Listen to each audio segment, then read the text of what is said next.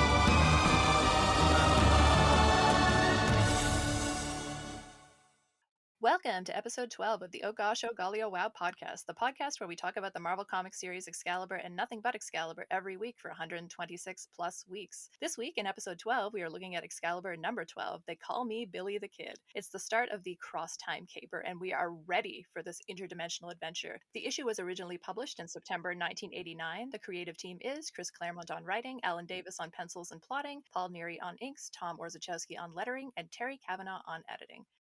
But on this Easter day, when Christ rose from the dead, may one knight here through victory in arms find the grace to draw the sword and be king.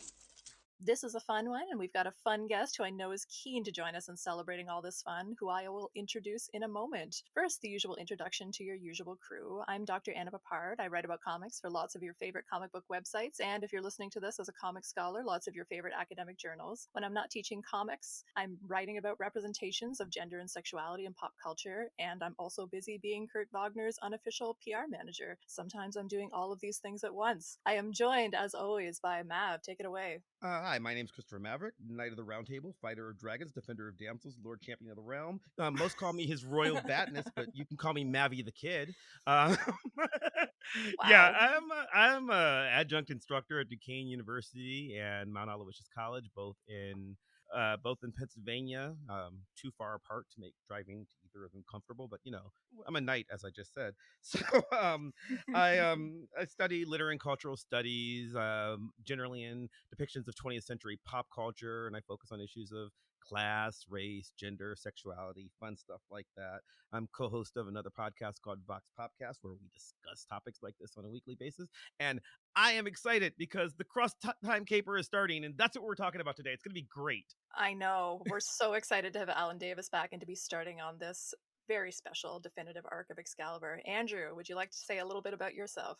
Hi, I'm Dr. Andrew DeMann. I'm a lecturer at St. Jerome's University and the project lead for the Claremont Run, which is a Chris Claremont-based, largely social media engaged project. And I'm happy to say that I'm excited to talk about Nigel Frobisher today. The first time that Nigel has been interesting. I'm looking forward to that too. I don't think anyone's ever said those words before out loud. Anyone, not just you, anyone.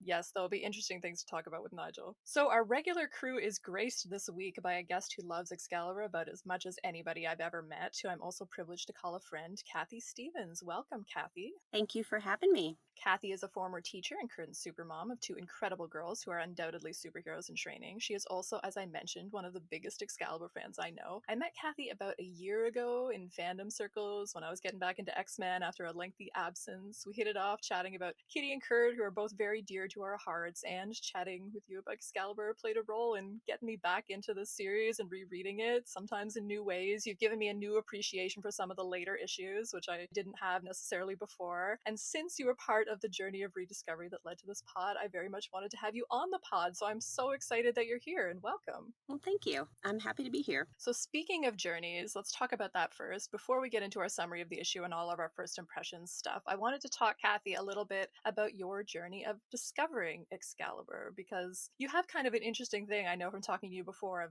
reading it when you were younger and then kind of rediscovering it when you were a little bit older. Would you like to tell us a little bit about that? When did you first read this series? Sure. I first discovered Excalibur when I was about 12 or 13 years old. My brother used to read X-Men comics, and a neighbor friend of ours, and they really enjoyed Wolverine and Nightcrawler a lot. And so when The Sword is Drawn came out, to the best of my brothers and my combined memories, we bought it mainly because it had Nightcrawler in it, and I just absolutely loved it. I probably read that issue 100 times. I loved Kitty and really enjoyed all the dynamics between the 5 of them in that issue especially. And then I bought the next 7 issues and then stopped. For reasons I don't honestly remember. I'm sure that the art threw me. I did not have a comics background at all. And I think the art kind of threw me. And then just getting busy with other things, I kind of just let it go. But a couple of years ago, my daughters were getting a little older, and I just thought they might enjoy it the way I had. And so kind of took that dive back in, and I have just been hooked ever since. And yeah. So when you kind of took that dive back in, was that when you finally sort of read the whole series? Because if you stopped sort of initially and then you went back and read the whole thing, right? Yes, that's right. So when I kind of rediscovered it, I guess I could say, I did. I finally collected all of the issues plus the special editions and all of that and read every single one. And I loved it just as much as I did all those years ago. Yeah, maybe more. That's adorable. I think that you've also bought yourself some Alan Davis art or some signed pieces as well, I believe. I did. Because of my cousin, actually. I discovered a signed copy of The Sword is Drawn that was for sale, and it's signed by Alan Davis, and so I have that hanging on my wall. You're my hero. Yeah, that's I'm amazing. just I've had, jealous. since we've been doing the podcast, like Alan Davis has been selling stuff lately, and they've been sending me stuff. And one of the things that was for sale was the pencils from issue 43, which is my favorite issue. And I was like, there's no way I have the money for this. But if I did, thank you for sending that to me, and I would purchase it if I had any capability of doing so.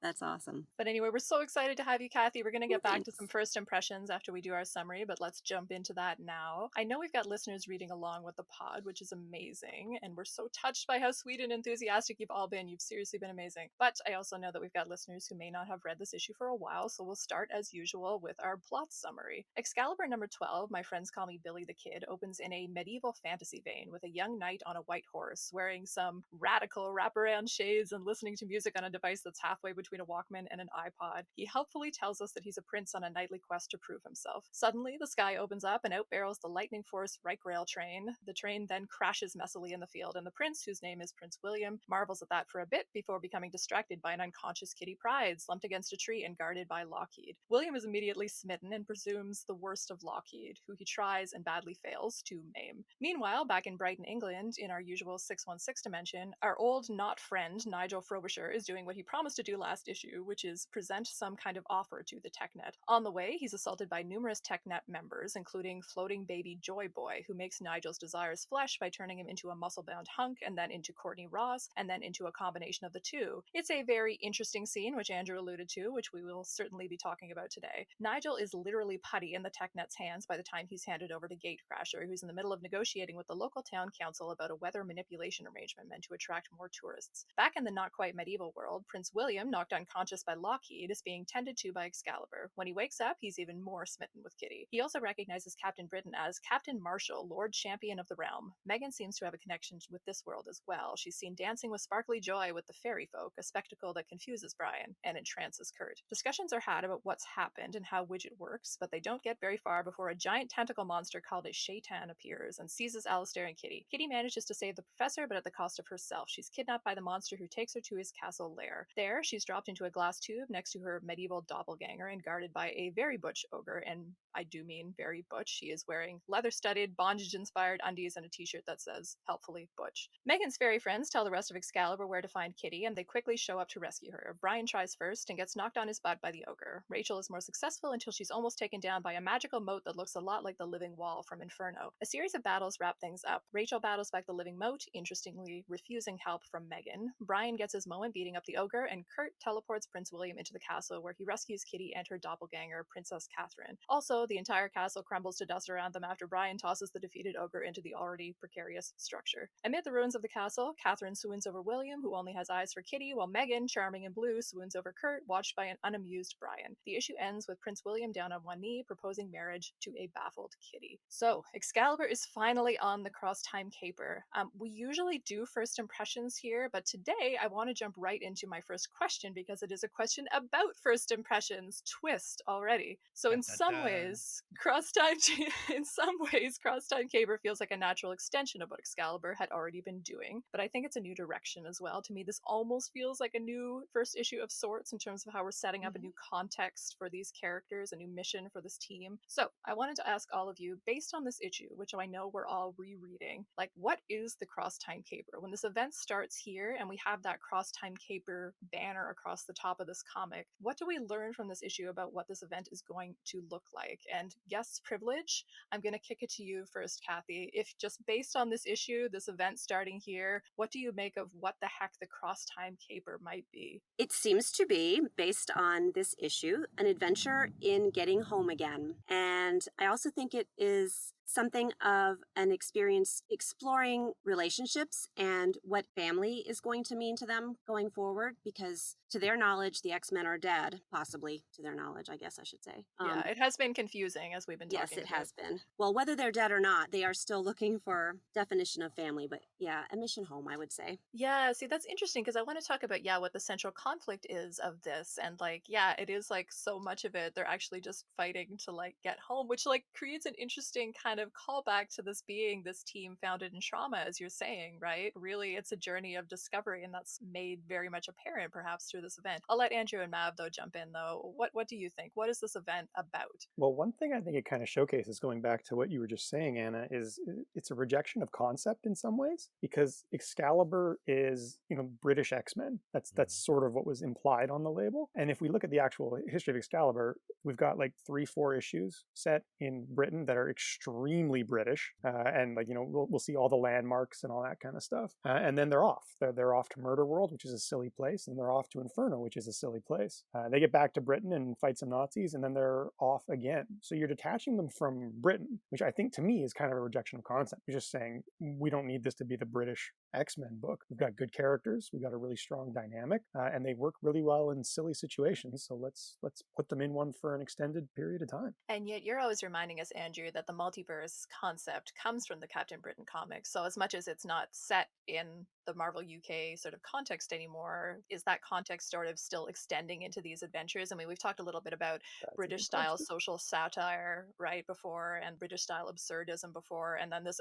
event leans into those things really hard, right, with the Captain Britain core sort of at the center of some of these stories as well. Yeah, that's a great question, right? Because like, to what extent does the understanding of a setting such as in this issue depend upon your understanding of actual Britain or actual British history? Clearly it's riffing on it extensively, or at least riffing on stories of British pop cultural versions of history. Yeah, that's what it is for me. So you said, what is this like? You used the word reset, Anna. If this book were published in 2021 instead of 1989, this would be Cross-Time Caper Excalibur #1, first issue in an exciting new direction. They would have rebooted the numbering on it. This is, in so many ways, the first issue of Excalibur, as I think that as much as I love those 11 issues that came before, more or less, we talked the last couple about some of my problems with certain things, but I loved a lot of what came before that. This is what Excalibur is going to be for the foreseeable future. It's a very long event. Yeah. And it says, part 1 of 9. That's generous. Yeah. To say it stops at 9 is, spoilers for the future. But this is the direction the book's going to go. And yes, they're not in Britain proper, but for me, this is the most British that the series has been to date. And what I mean by that is it's not about the setting, because when I read this in 1989, I had never been to the UK yet. I have now, but at the time I hadn't been, right? What I had seen was a Doctor Who there, here and there. I'd seen a Red Dwarf. I'd seen a Tomorrow People. And this is exactly that. This so much borrows from this sci-fi tradition of what happens in A Hitchhiker's Guide to the Galaxy or Doctor Who. This is very much in that vein, and I was suddenly able to go, I recognize this. Some of our listeners have said, you guys haven't talked that much about Who yet, and we haven't, but we have a little bit. This is very much that. This is, not only are we acknowledging the joke of what Weird Happenings organization stands for, we're just doing that show now. Yeah. One of the other questions I had about this, I do think it's a reset. I mean, I'm the one who asked that question, but I also think that part of the reason that Cross Time Caper is often thought of as sort of the definitive Excalibur story arc is because it sort of distills a lot of the things that had already been present in the series in some ways. And I want to get back to that by sort of making this a first impressions question again. And I want to kick this to Kathy again, which is like, what is it, Kathy, that particularly kind of drew you to this series? And like, because I know you didn't read the Cross Time Caper the first time you read it, so you don't know how you would have responded to that at the time. But in terms of the things that particularly drew you to this series, I'm sort of interested in getting back to that question and then maybe sort of extending from there into whether those things follow forward into Cross Time Caper or not. Like, if you had to pitch somebody on Excalibur, what would you say? What is it that particularly drew you to it? I think what really drew me to it initially was the friendships and the relationships between the characters and the kind of zany adventures they were having. And it was kind of different from the beat 'em up sort of X-Men type stuff that my brother's comics were. And I really liked that. And as far as it extending forward, I mean, it kind of stays that way for a good portion of the series. And certainly the Cross Time Caper continues that zaniness for sure. Probably amps it up quite a bit even. So were you reading, like, this was sort of like one of the first kind of comics that you'd read, right? Like, did it like Yes. strike you as something that was very different from sort of like other media that you were consuming? Was that sort of part of the draw for you? That's a hard question to That's a like really make hard question. for me to like be like, put yourself in the mind space of your 12-year-old self, and then So I'm like trying to think back. yeah. I'm trying to think back to the other things that I was watching. I mean, cartoons. Travel multidimensionally back to being 12 and tell us what you were Sure. thinking. Yeah, I mean, I think it kind of probably did go along with some of the kind of cartoons that I was watching and interested in, and even some of the shows that my mom enjoyed, some of the science fiction type stuff. It felt very fantasy and imaginative and creative in some of those ways with just the setting and the things that were happening. And so I really enjoyed that because it was a little bit familiar just from watching, cartoons about cat people and and superheroes living on Etheria when I was younger. And yeah, those are Thundercats and Yes. She-Ra and He-Man seem like Oh, good yes. intertexts for Excalibur. Absolutely. So yeah, I think it probably did have a familiar feeling to it. Let's ask that question then. Like, what from these opening pages, what is going to be the context of this world that we're dropped into? Well, one thing that struck me, maybe speaking to that a little bit, is just like the simple way that they established the setting, and it's something that you see a lot in like Disney of the 1940s and 1950s. You have these like let's call them sexy dryads, these like naked fairies just hanging around for really no reason other than to establish a visual motif to keep that sort of sexually charged atmosphere in play. I think that's an example of like one of those small details, those little choices that's really doing something tonally for the book. That's interesting, yeah, because that is brought up right in like the second panel. We have these sexy naked fairies, right? Getting us into a certain context right away. I loved it. I thought that, for one thing, having Davis back puts it a visual return to form, but it's not just Davis's art. The last two issues of this were very dreary. It was serious stuff, whether you like it or not. It was tonally very different. And this is a return to what I, at that time and now, I want Excalibur to be, right? Like, so, yeah, there's the sex farce of it, but it's not, what's been great about the way Excalibur works is it's not dirty. It's certainly not pornographic sex farce. And it's not raunchy the way a Porky's or an American Pie or any of the more classic stuff. It is very natural. So the way Andrew described the fairies as very Disney-like, yeah, this is straight out of Fantasia. So I don't think it just sets the sexiness of it, which I think is very important. Obviously, if anybody's ever spoken to me for more than 5 minutes about comic books, you know how important I think the sexiness of it is.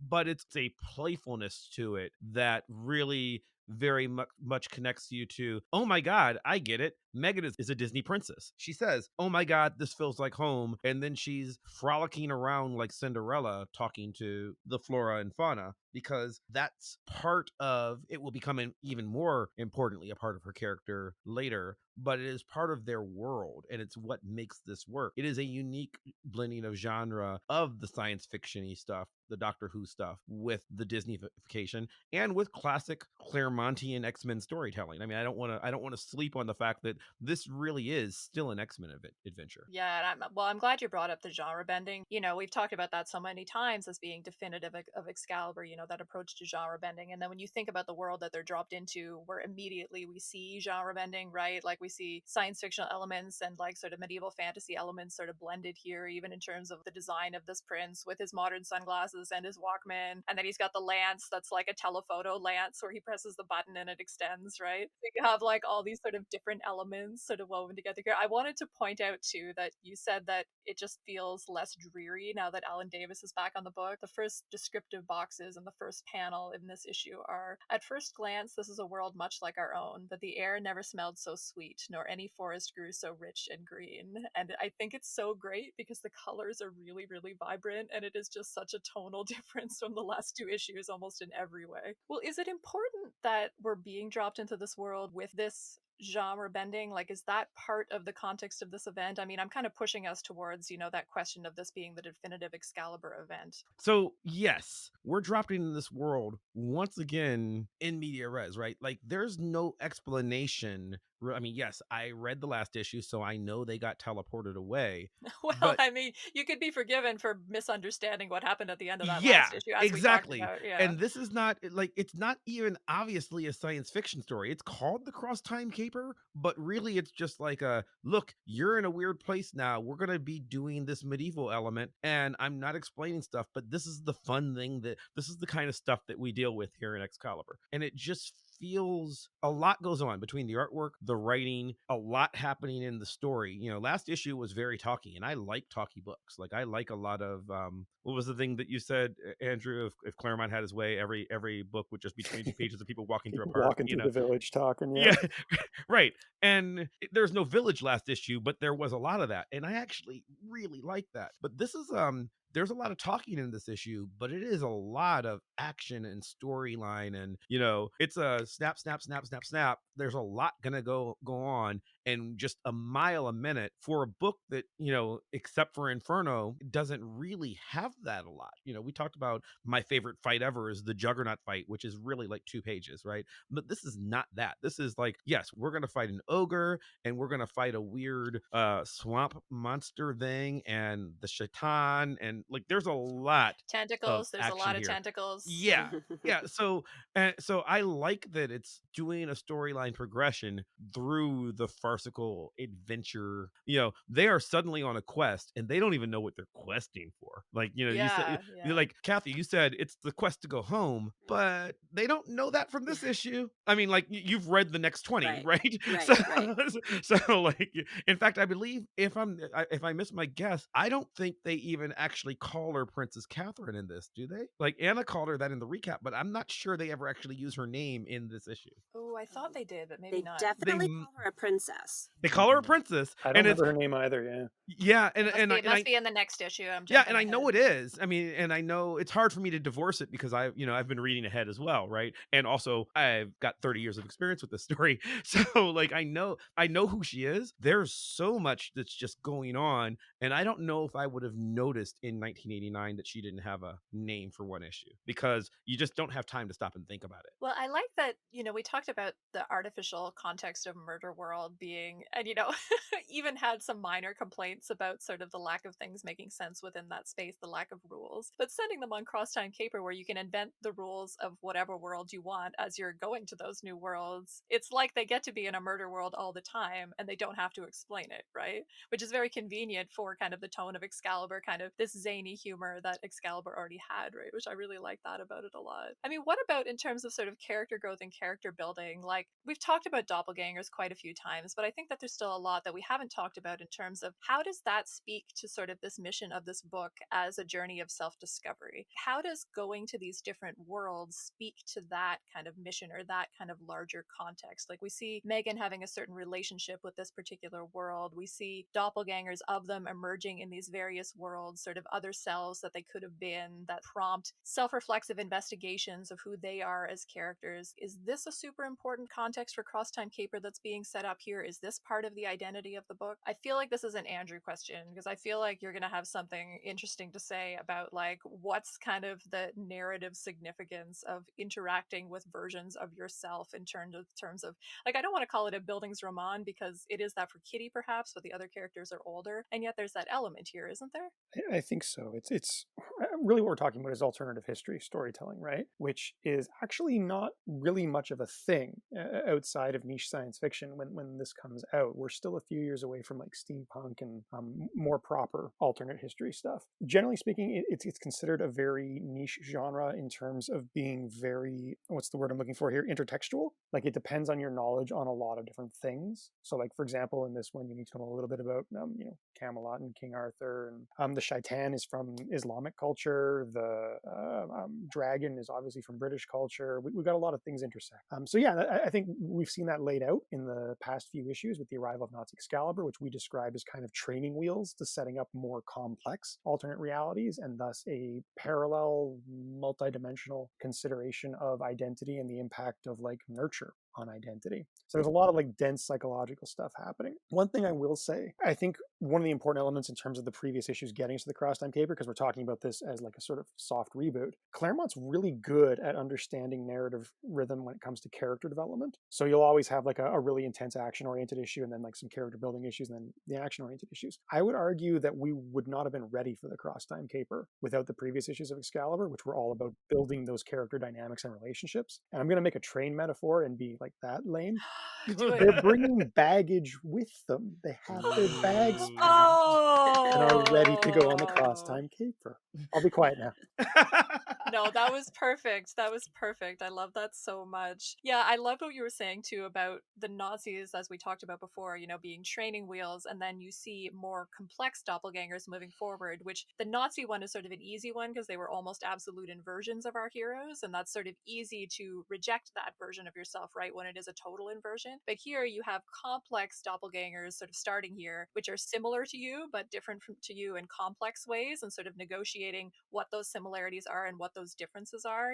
Like, I'm going to go ahead and call her Princess Catherine again because I already did. Kitty and Princess Catherine aren't as different as Nazi Excalibur and regular Excalibur, right? They have to kind of negotiate those more complex differences. Maybe in terms of getting back to some of the character dynamic stuff, do we want to just talk about, because I don't even know which moment to focus on here. There's so many like love triangles and character dynamics here, and maybe we could just like get at talking about some of sort of our favorite moments or scenes along this line, because I can't even pick one. There's so many interesting little dynamics in this totally zany story. It's such a great Excalibur issue in terms of how it still manages to like be such a convincing character development issue despite having all of that going on. And maybe I'll kick it back to you again, Kathy. Thinking about this issue where there's sort of specific little character moments or beats or sort of pauses between the action that kind of stood out to you or like have a particularly soft spot in your heart, perhaps. I mean, I have it open right now to the scene where Prince William is waking up and Kitty is smiling down at him, and I'm Me like, too. oh, that alone is just like such a wonderful scene. Oh yeah, I like that scene too. And then on the very next page, when the prince is asking if she has any suitors, and Nightcrawler says, "Last I checked, nary a one." Adorable. Oh, and then Brian tells him that Lockheed eats them. Yeah, they're like, I love that little thing of them razzing her. That's like totally adorable. Yeah, that would definitely be one of mine right there. It's such a dad big brother moment too. Yes, Like it's like, oh no, the dragon will eat you. And they're like the smiles that they both have. They're just like so delighted. Like they're finding the time for those like little family type joy moments like within all of this is just so Excalibur. Other moments that stood out to us, character building things, so many love triangles. I really liked Brian's entrance onto the scene where he just kicks open the door and says, "Found an exit." Yes! That's a good Brian moment. Yes, I like Brian in this dark costume that he's wearing here too. I have to say, everyone knows listening to this podcast already is that I'm a Kurt girl, but Brian's looking good in this dark costume in this issue, I have to say. What's left of it, you mean? Yeah. Yeah, if I think of this as the rebuilding issue, right? As the soft reboot, I like that we're getting. I mean, I certainly don't think everybody should skip the previous 11 issues, but like you could jump on here. If this is the trade paperback, you could start here and you sort of get that there are these love triangles that are going to be a driving part of the story. There's the Alistair, Rachel, Kitty one, which we know I hate, there's the Brian, Megan, Kurt one, which doesn't take center stage, but they give you enough to know what's going on, there's right? some Like, good. yeah. The other one that I was going to mention was on that same page we were talking about. So this is the page where Prince William wakes up with Kitty looking down at him, and then it's the page with Brian and Kurt razzing about Kitty, and then where Megan is dancing with the fairies, and Brian yells, "Megan, like, what are you doing?" And then Kurt says, "I've never seen her imagined anyone so radiant." And then in the next panel, we got Kurt and Brian both looking at them, and like the expression that Kurt has, I don't even know how I would describe that, but just humbled, and I don't know, he's got a tonally different yellow in his eyes than the rest of they're using this yellow in order to highlight how much she's glowing over all of them as like their highlight color. Kurt's eyes are yellow to start with, and they do allow you to focus on his eyes. It's the center of focus for that panel is you can see that he is especially staring. So that he's into her, and that's important, right? Like this issue is not going to focus on how much he's into her, but it's important, and it gives you the same thing with at the very last page when Brian has this look of jealousy as Megan temporarily turns into her Nightcrawler form again just to say something to Kurt. Like, I don't think this is accidental. I think she did it intentionally there to be silly, but you get that Brian's got jealousy, and then you get the Kitty, Catherine, William love triangle that like sort of begins here. And this book, Andrew always likes to call it sex farce. This book is about how everyone in this book is in love with someone else and they don't know it. That person doesn't know, right? Like literally, it's another one of those things that, if we just all sit down and have a conversation, we could probably solve this issue.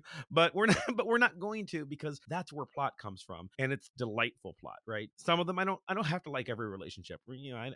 I'm not a Brian fan, but I like the love triangle. I think the Alistair, Kitty, Rachel one is stupid, but I get where it's going. And obviously, I mean, there's no point in which I'm reading this where I think that Kitty's going to end up with William. This character is clearly not long for the universe.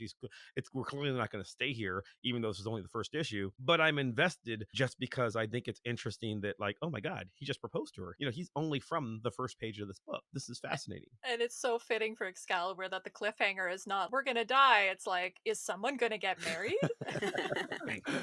And Kitty's 14, 15 years old. I mean, how often is she proposed to? I mean, actually, obviously, in her case, all the time, it turns out. At least once before. But yeah, most 14-year-old girls, not often. Kitty, this is Tuesday. This happens. I want to just, because we've, a few issues in the run now without Alan Davis, and it's just like, that thing that you're saying about Kurt's expression too, it's like, it's the complexity, right? Like, I mean, that panel where he's looking at Megan, and it's not just that he's looking at her with awe or wonder, there's like multiple emotions that are sort of written into his face, and you get a really specific contrast between the way that Kurt is looking and the way that Brian is looking, and there's like a wistfulness and a tragedy and a helplessness to the way that Kurt is looking at her. And then in the last panel that you brought up as well too, he's smiling in this very kind of nervous way almost, and like blushing a little bit, kind of one of those smiles. You have the tension upped and you have the complex emotions upped just by Davis's really, really, really fine skill with character work and facial modeling. Other moments, like Andrew, do you have any other ones that you want to highlight? I feel like there should be other character moments that we should spotlight here. Yeah, this is outside the team, but I absolutely adore that TechNet is just chilling in Brighton and hanging out with the town council. That's perfect. That's where you would find TechNet. I don't know whether we should talk about the Nigel thing first or second, because I want to get into some of the more character stuff in this issue, but if you do want to talk about it now, we can, because it's sort of going to be looming over the discussion since it doesn't fit kind of neatly in with the rest of the story. Let's keep talking about some character stuff then, and maybe come back to Nigel since it's sort of separate from the rest of the story. We'll keep our listeners in suspense. Sure. But what do we think then about, I mean, you brought up the marriage proposal for Kitty. What do we think about this as a story for Kitty? I mean, to a certain extent, you know, it's a bit strange perhaps to have Kitty in this space with all these adult superheroes, and that's always kind of been Kitty's role within X-Men, and we have that continuing through Excalibur. But what's going on here in terms of making this like a story about Kitty being lured into princesshood? And I think we all know that that's, again, like the character of Prince William, not going to last very long. But princess narratives obviously have a particularly large footprint in the culture that is sold to young girls. And we've talked about Kitty being a very different young female protagonist than we have in a lot of other media. Why is it going to sort of the well of princesshood? What are princess stories? Like, how are we interacting with those here? Is this kind of a fractured fairy tale satire critique kind of thing that we have going on with Kitty here? Well, one thing I could maybe speak to is just the build up to this, because the last 3 issues were all about Kitty being decentralized romantically. It was all about Alistair mooning over Rachel as opposed to Kitty. So having a narrative in which Kitty is, you know, being positioned as a princess who's instantly affecting a prince who proposes for marriage, I think that's a nice way to kind of surface those tensions and to create a different perspective that can, you know, allow the character to develop a little bit further. Well, and I wonder if it's supposed to make us see Kitty in a different light too, in terms of, again, we talk about Davis's skill with character modeling. That panel where he's waking up and seeing her, we have Kitty modeled in a very beautiful way, right? Sort of her beautiful Sleeping smile, Beauty, and we right? have exactly, and we have flipped, obviously, right? Interestingly, and then we have like he gives her a really nice sort of cat eye on her eyes, even, you know, really making her look quite glamorous in those couple of panels. But yeah, I don't know. Like, I mean, I guess I'm just trying to think about like where does this fit in the context of us understanding Kitty as sort of a counterpoint to some of those princess narratives that would have been being sold at the time. And I mean, that could be an interesting question for you too, Kathy, in terms of your attraction to that character, like at that time, right? What drew you to Kitty? Did she stand out to you as like a very different type of character than you'd encountered in sort of other media at the time than you were 12 and reading this? Oh, yeah, definitely. A lot of the princess movies, the princess is being rescued, helpless. She's just this beautiful maiden that can't do anything. I think of, if you look at the movie Sleeping Beauty's barely in it, and she's asleep for most of it. It's really more a movie about the prince and the fairies. But Kitty really is her own person, and when something needs to be taken care of, she goes and takes care of it. And she may not be successful, but she's not afraid to try, and she's not afraid to take risks to solve a problem or whatever. And she's allowed to be imperfect, right? Which is really important for female characters who, like, often, I mean, we've talked a little bit about Kitty being kind of a Mary Sue, but the way I think she isn't a Mary Sue is that she does make a lot of mistakes. I mean, going all the way back to that original Werewolf story, it was her doing things that she shouldn't have done that kind of got them into all of that trouble. And it's part of how she's a hero because she was taking initiative, but it's also part of how she isn't perfect, how she isn't like a Mary Sue character, right? I mean, she has elements of the Mary Sue, but she's a character who's coming into her own and kind of learning and growing. And I think her ability to be perfect, for me anyway, is really important. She's impetuous. Going back to X-Men days, Kitty very much jumps into situations without the. Now when she's left behind because, oh, you can't come on this, you're too young, and she has time to think, and then she'll often come back and save the day, you know, back to her earliest adventures. But if you take her on a mission at this point in her career, she is very likely to, as smart as she is, you know, act and then think, or act while thinking rather than planning. Yeah, if you want to see who Kitty Pryde is compared to a Disney princess, you literally put her in a specimen jar next to a Disney princess, and that's Right? exactly Yes, what happens here. Yes. Yes. And then we should talk about Catherine, which, I mean, she'll come up more in future episodes, For like the next next episode, one, yeah. where she gets to do stuff. But like Catherine, literally, like when Brian shows up and she's like, "Are you a prince?" He's like, "Nope," and she's like, "Well, can you wait?" Because I got to be rescued by a prince. There's a way these things are done. You know, that's what she is. She's trying to, like, she doesn't want to upset the apple cart. Kitty is all about upsetting the apple cart. That's all she is. And it's very deliberate too, right? Like the scene that leads to them being in the castle is because Kitty saves Alistair from the monster and allows herself to be taken, right? So she has a hero moment there of like doing the self-sacrificing thing. And then I really liked, and I don't think I noticed this the first time I read the issue, but how, yeah, Princess Catherine is like, I have to be saved by a prince, and she's saved by a sequence of women. You know, like it's first Kitty arrives there, who's not really saving her, but still it's like Kitty arrives there and she's the wrong person. person. And then Megan and Rachel arrive there as well, right? They're the ones that end up saving her. Nope, can't do this. I love that about the moment. It's a breaking of expectation, but it's a self-awareness. The one that really makes it for me is the ogre saying, I love being a villain. Like he has no other motivation other than my job here. I'm a villain. My job's to capture princesses. That's what I do. Let's talk about the ogre. The other two definite character things I want to talk about within this storyline are like the ogre, and I want to talk about the Megan and Rachel dynamic because their interplay is going to kind of become a running theme, and it's something that we had brought up back when we talked about issue number 8. They had that strange fusion, something happened there, and sort of the relationship between them and their powers is going to be kind of a through line, so I want to talk about that. But what's going on with this ogre? Like, Andrew, thoughts about how this fits into Claremont's vision? What's going on here? I would call this lamp shading, right? Like, this is a thing Claremont does a lot with sort of subversive depictions of fetishism. He was very well known for it by this point in time. So why not just have the ogre wear it really, really over the top, obviously? Like, are we getting away with it because it's an ogre and because it's like the humor context? Like, is that what makes this work? Yeah, the surreal environment that they've established in this issue. I think a lot of people look at that and they're like, oh, it's just another weird thing. But it's not just another weird thing. It's a very telling thing.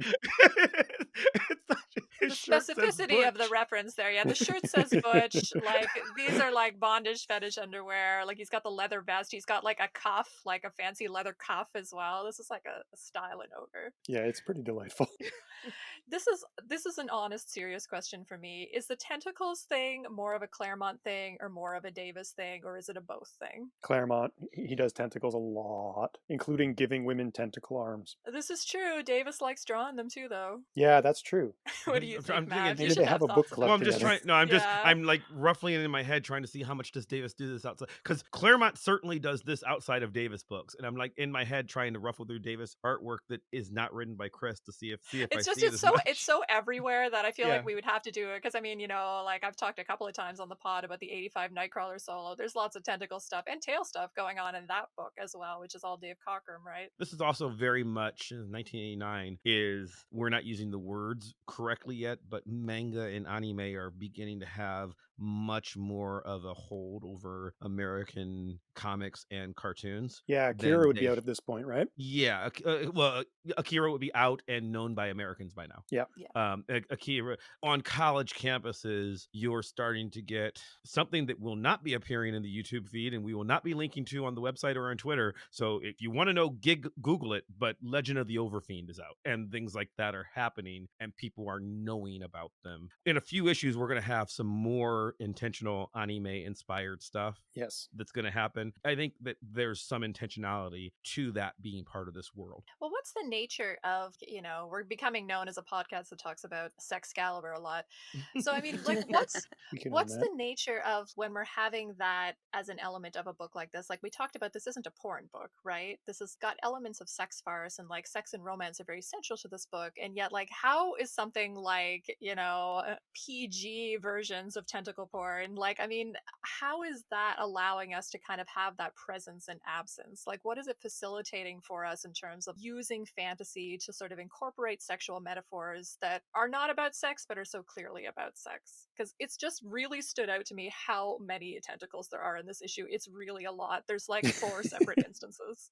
I think it's about sexual tension. It's the same idea of like the horror thing of don't show the shark. Do you want to expand on that? Because like I think I know where you're going, but I'd like you to say. Well, I mean, okay, I'll use the terrible analogy of comparing it to Twilight, which is called chastity porn. The idea being that the sexuality is actually greatly enhanced by having it never being taken to its logical, sort of trajectory fulfillment. I think Excalibur is doing a lot of that. I mean, the characters are obviously having sex off panel. That's ridiculously clear in so many cases, but we're not seeing that. Their relationships are sexually charged, but not often directly sexual. You get Kitty Rachel, that's at play at this point. Kitty Kurt to some extent, if we're going to talk about that. The only one that's really textual is Brian, Megan, and maybe Rachel and Alistair, but probably not. So I think yet, certainly. We're getting this idea of like affinity spaces for all the readers' dirty little minds to take the building blocks that we see on the page and allow them to fantasize and think about what kind of sexual relationships are happening off panel. So every time you get a little suggestion, you get like a tentacle or a knowing glance or a dryad.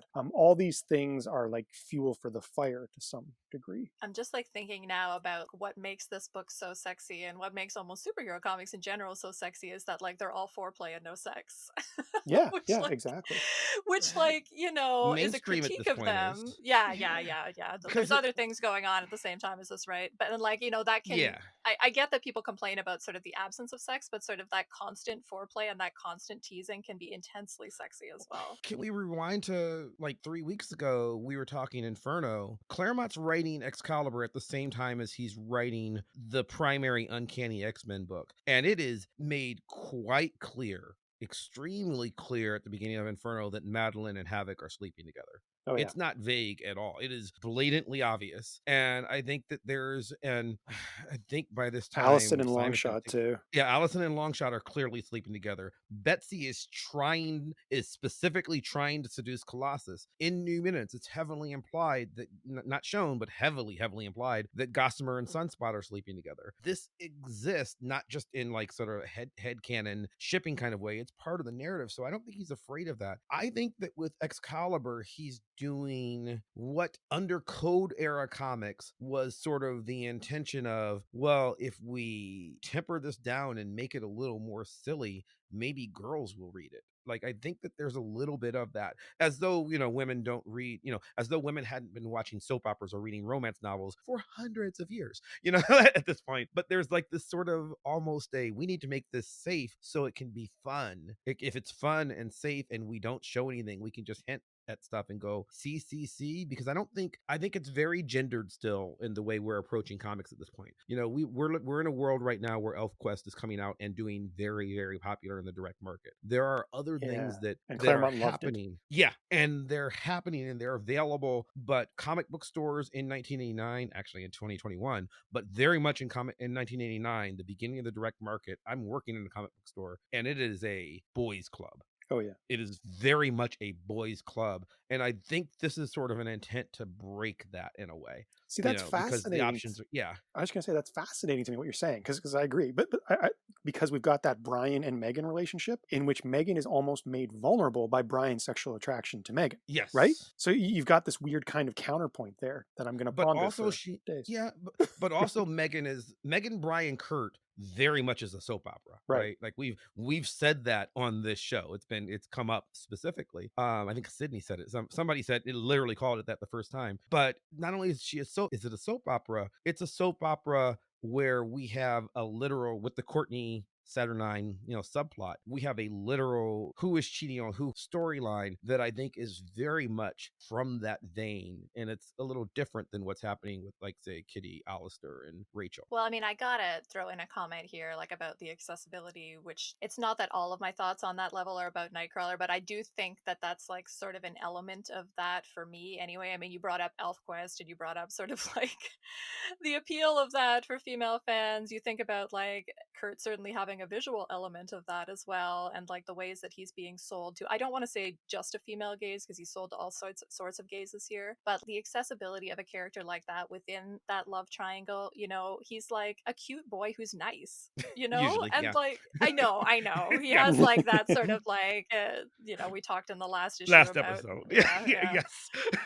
But, like, at the same time, I think for the most part, like, I mean, what he's just known for is just being nice. I mean, you think about, like, the way he treats Kitty, he treats her with total respect, like, he totally, like, cedes power to her where it's appropriate, and he's, like, an adult man doing that for this 14, 15-year-old girl.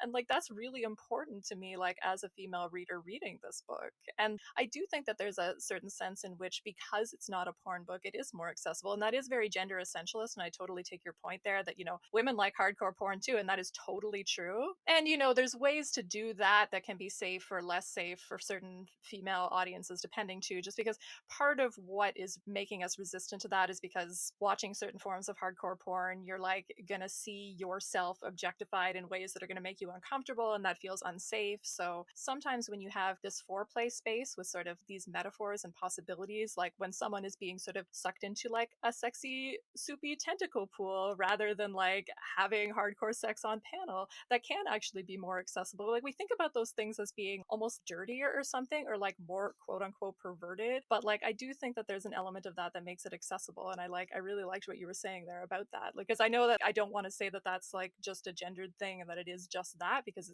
like so many different cases are at play here, but I do think that there is something to that. I certainly find Excalibur to be a particularly accessible book, and it's definitely one of the things that I really, really like about it. I mean, I want to just bring up quickly, because we can talk about it more in some upcoming issues, but with the Rachel and Megan thing, what was going on in this scene with like Rachel denying Megan's help? Because I think this was an important scene that I just want to make sure that we note so that we can come back to it in future. Well, wasn't it sort of a response to the earlier issue when... Like, if you haven't read those, I mean, presumably most of our listeners are following along, so you know from 3 issues ago, I think, where Kitty is observing while, you know, Kitty and Kurt are observing, oh, she turns into whichever one of us is closest, and then when Rachel is too close, their powers interact in weird ways that Rachel is uncomfortable with. So I think it's a throwback to that, but... Yeah, that's what I was suggesting. I just wanted to bring it up because it does really come across powerfully that like Rachel is trying to keep Megan out, and sort of they're having to develop a bond to get past that interaction of their powers and like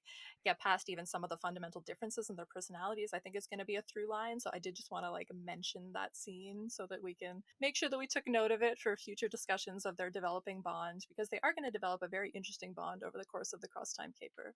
I also wanted to talk about, so we've talked about Kitty and Kurt and their relationship before on this pod, but I know that when you were first reading this series, Kathy, and I know that in your revisiting of it too, that you have a particular affection for the bond between those two characters. And we don't have a ton of their relationship kind of on panel here, but we haven't talked a lot about sort of the interaction specifically between Kitty and Kurt since almost like Sword is Drawn and like the Moving Day issue where they have like the long conversation together. And I was wondering, I have a particular bond with these characters as well, and full disclosure, I have shipped them together from time to time. Not in the context of Excalibur, please don't at me about it.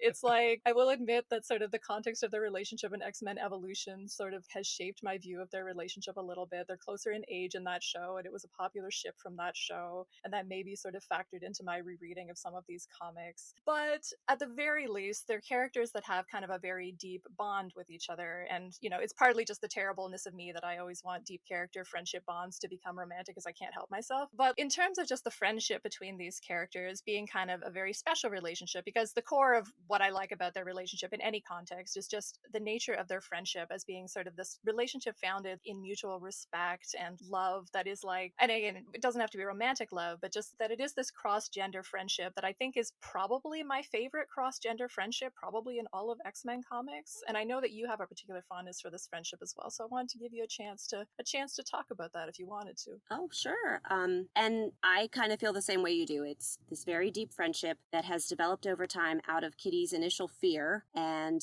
she has not just pushed back from that, but she has literally defended him, mobs of people. And so I think that says something about her, I'll say, devotion to him. And when they are waking up, they're the only ones left. I think that kind of cements that bond there between them. And I do really enjoy how respectful, as you mentioned, he is of her, and just the way they are able to support each other very mutually. So even though she's this younger person and he's an adult man, they do really kind of play off of each other, and sometimes she rescues him and sometimes he rescues her, and it seems very a lot more balanced than sometimes you might see things, or that things maybe used to be at one time. I really like that. And then you were mentioning about shipping them, and I think that friends to lovers trope is one that is very popular for lots of people, because you see those deep bonds forming and that mutual respect or whatever. And it does, I mean, sometimes it does really push you in that direction, make you want to see more for those characters, and to see a kind of a healthy, happy relationship for them, especially characters that you really like and you want good things for them. Yeah, I think that's like what happens to me when I turn perfectly good friendships into romances, just because I'm like, well, they're already so happy. Maybe they could be even more happy by just like being in love with each other or just kissing progressing. And like, again, we're going to be clear, we understand the age difference between these characters in Excalibur, and we're not saying that, but you know, we have a lot of sliding timescale stuff that happens in comics, and like we have a lot of different contexts that these characters have appeared in, and we have like a lot of different interpretations of like even the sort of context that these characters do belong into. So I mean, I just like, yeah, I find some of those conversations about sort of our fantasies related to who these characters are and relationships and romances and friendships to be very interesting, because we all come at these things in kind of different ways. And I know that when I first told Andrew that like, yeah, I've written some Kitty and Kurt fan fiction from time to time, and like you were like, whoa, I don't see that at all. And I was like, yeah, I can't, the heart wants what it wants, and I can't like help myself, because See, you know. for me, they're just, and again, I have no problem with other people not seeing it this way. You know, we've talked about everybody comes to these different ways.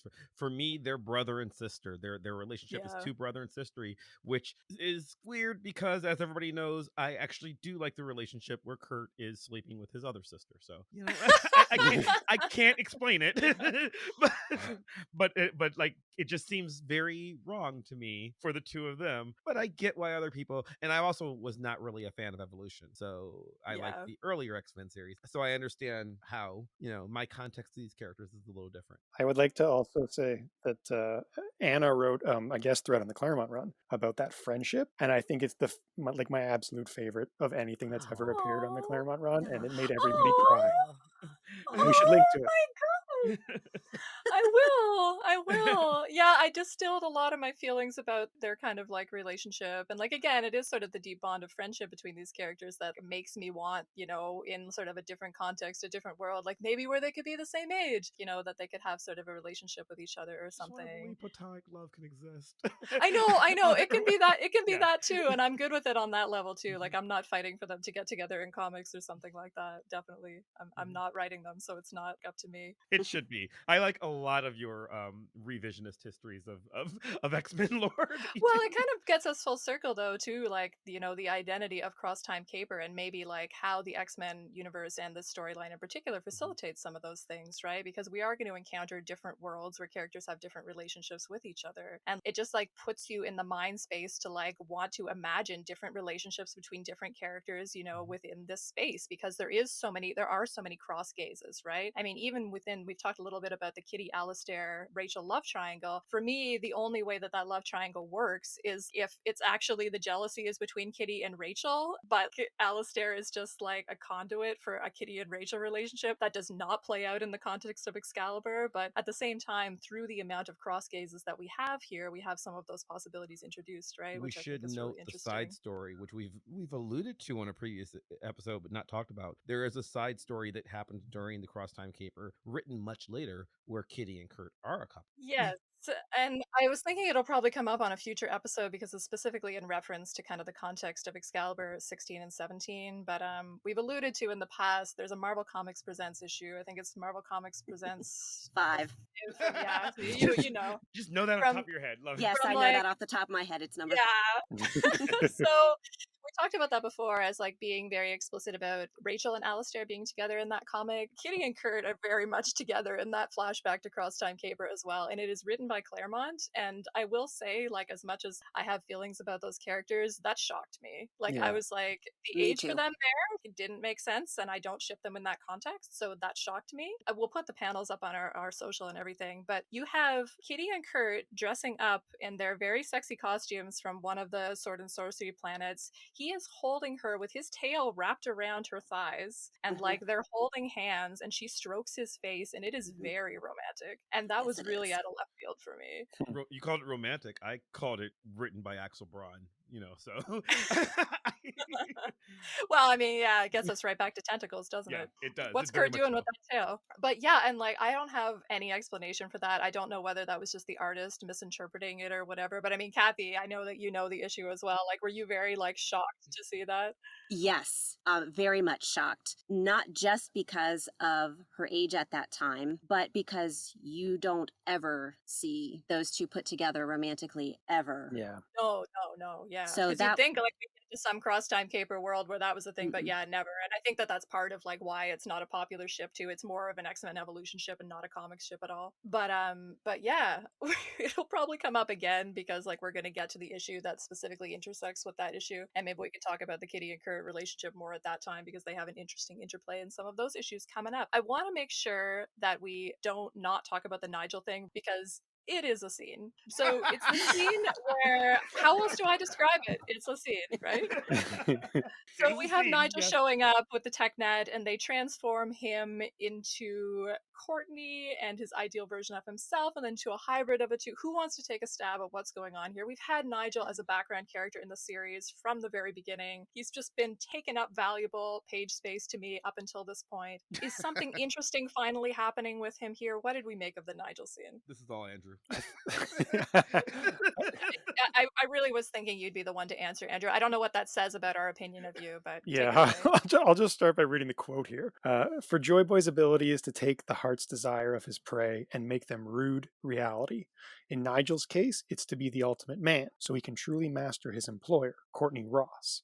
He gets both wishes with a vengeance. But the picture is of him picturing himself as a manly man aside Courtney Ross, but he becomes part Courtney Ross. So you're getting this really kind of cool, like, I don't know, old school Freudian type of psychological question of, is your desire to possess or your desire to become, and how do those two desires intersect? And the answer is Joyboy can't make that distinction and just lumps them together. So I think we're taking Nigel's fantasies or desires and their connection to his motivations, and we're channeling them in a direction that is much more interesting than this frat boy corporate jag that he sort of started with and who he still is at the surface level. And we'll see this carry through once we get a little bit more into Vixen and a few other related story beats. Like, it's interesting, but it doesn't sell me on Nigel as being interesting, and I still think he's taken up way too much space in the story. I mean, Mav hates the Kitty, Rachel, Alistair love triangle. I'm just like, every single page that Nigel is on, I'm like, you could have literally any other Excalibur character on that page. I'd be much happier.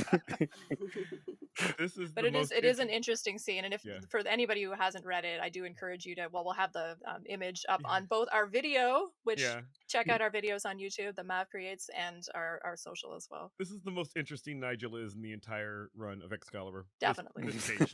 I agree. Anna's not wrong. He's a waste of space.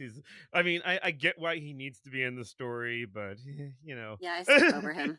I think that for me, he's interesting here because what Andrew just said, he's confused. You know, there's a Freudian, I want to sexually possess Courtney Ross, but I also want to be Courtney Ross. And Joyboy puts them together, but I don't think that's much of a perversion. I think that there's a little bit of queer confusion inside of frat boy Nigel that is like no question, a frat boy veneer. And this is Joyboy is giving him his honest desire. He does want to be Courtney Ross, and he does want to be Brian, basically. I mean, like his perfect man is Brian. Like, that's Brian's body that he's becoming. And then it smashes them together. And I think Nigel's a little more interesting from here on out because he does, frankly, because he's slightly more queer. He keeps the bleach blonde. You can see his earring here that Saturday Night pinned to his ear. And there is a little bit of less of a, I don't know, ladies' man just wasting space and more of a henchman. But he's got less to do, increasingly less to do from the narrative, which is great. But I don't know. He's useless. It's an interesting visual, the body horror of it and the ramifications of what does this sexually mean from a Freudian lens. And it would be much more interesting if I cared about the person it was happening to in the slightest. Yeah, I mean, I like the idea of like, what's going on with him and that he's experiencing that queer confusion. Even when he's introduced in this issue, like, you see him with the earring and he's wearing this coat with these very pointed shoulder pads, right? And there's almost like a femininity, or at least sort of like a gender bendingness to his presentation even before the transformation. And that is interesting to me, but it's just like, why spend all that time with this queer awakening with this character who doesn't deserve that much depth? Can I make a defense of him in terms of his narrative? I don't like him either, obviously. I don't think I'm supposed to like him, but like in terms of his narrative presence, this is, again, this highly sexually heightened atmosphere that we have in Excalibur.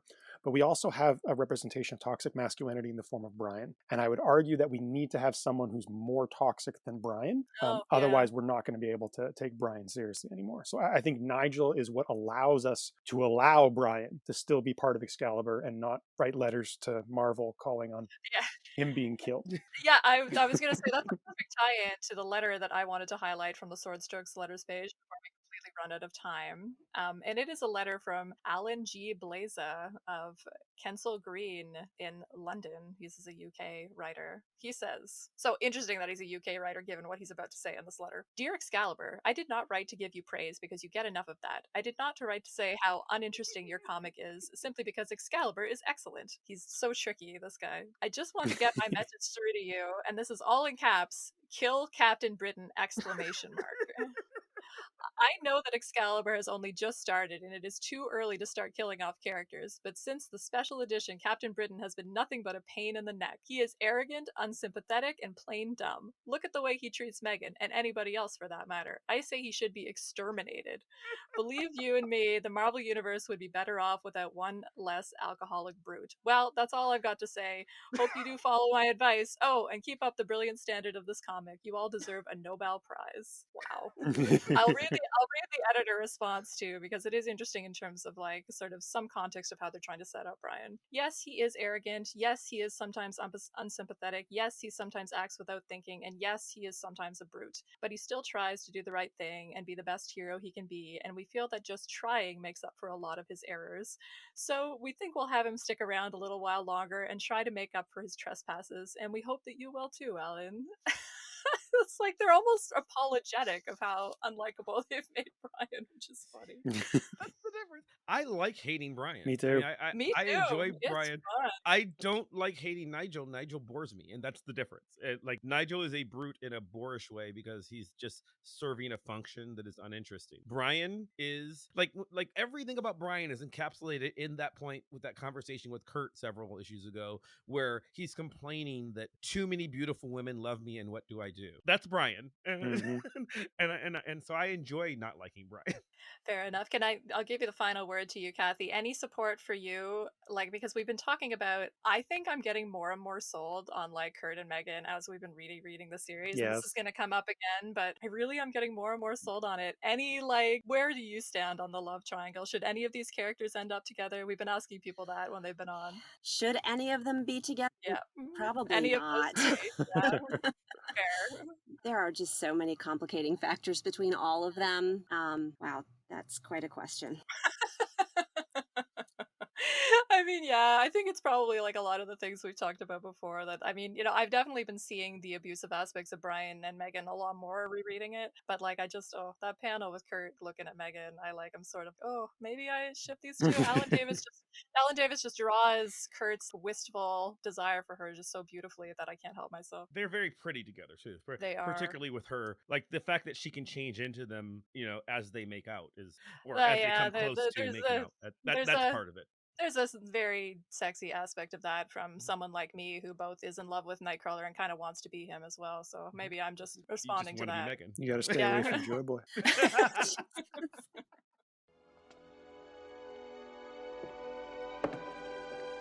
Staying? There's a meeting of the Round Table.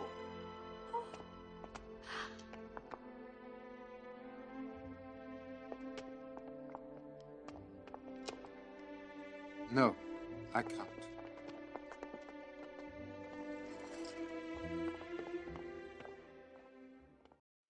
On that note, I think we will wrap things up.